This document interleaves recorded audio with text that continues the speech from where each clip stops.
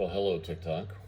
We're going to call this an addendum to the regulator room, which, for those that know me, know what that is. And a lot of other people, actually. It was something that we had on MSN groups about 25 years ago, and it was the most popular public safety related group on the planet for quite a long time before and after 9/11.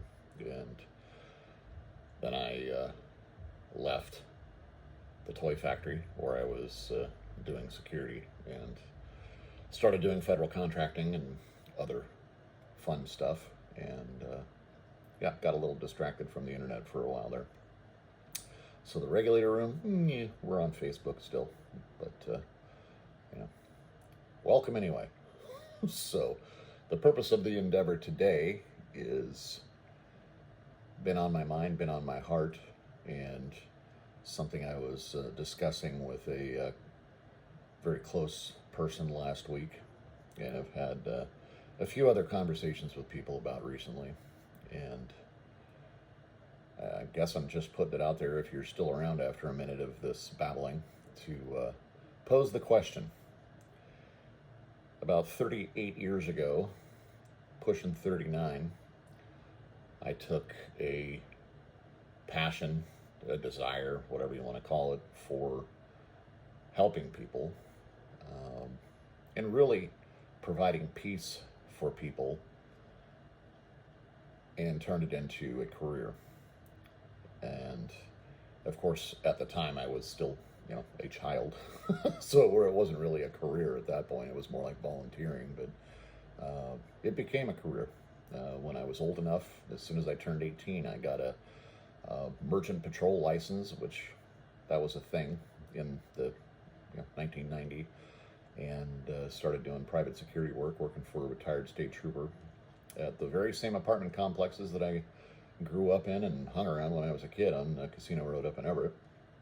And there's a whole litany of things that I've done since then that are all like on my LinkedIn and what have you, but I won't bore everybody with the details. But the long and the short of it, the last few years, a little before COVID, a little after COVID, I've kind of been out of the game in the sense of really doing anything for humanity.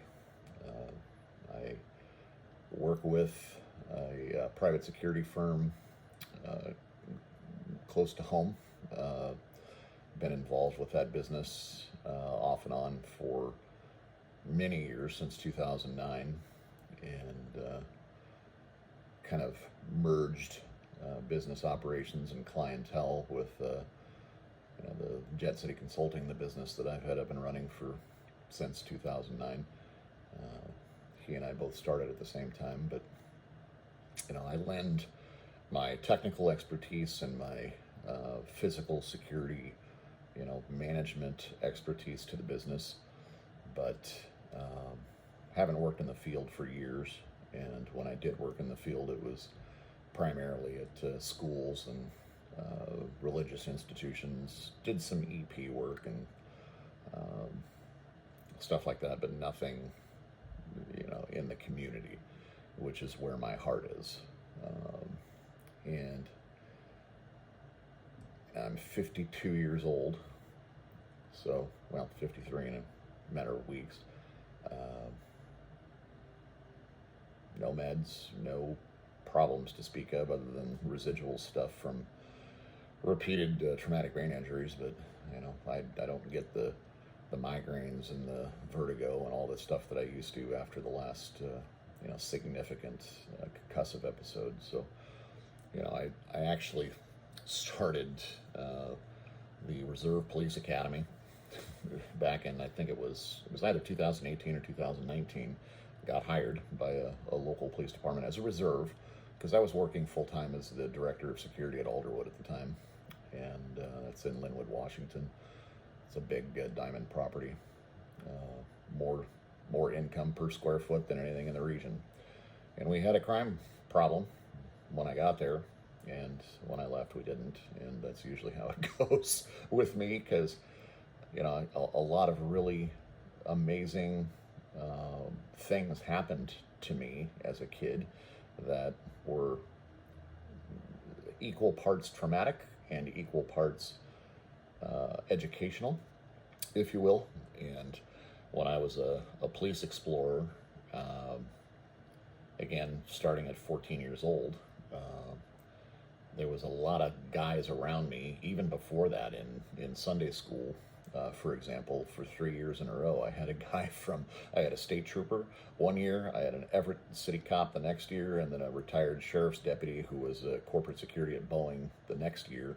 So 3 years in a row, I've got three different prominent law enforcement agencies with their different flavors of how to do the job.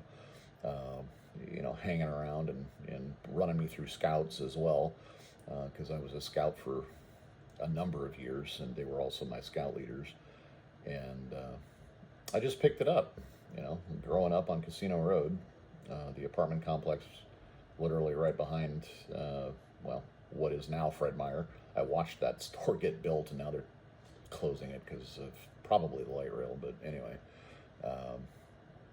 death, literal death, prostitution, trafficking of all flavors and varieties, gang activity, car prowls, burglaries. My own home was burglarized. My dad's truck. I actually snatched some dude at like 8 or 9 years old, breaking into my dad's camper in the middle of the night one night. Anyway, misty watercolored memories, but getting escorted to the church bus by the SWAT team. Those are things that wake you up. Those are things that make you look at the world and go, huh, I don't like living like this, and people shouldn't have to live like this. So I've done a lot of work in Section 8 as a result of that.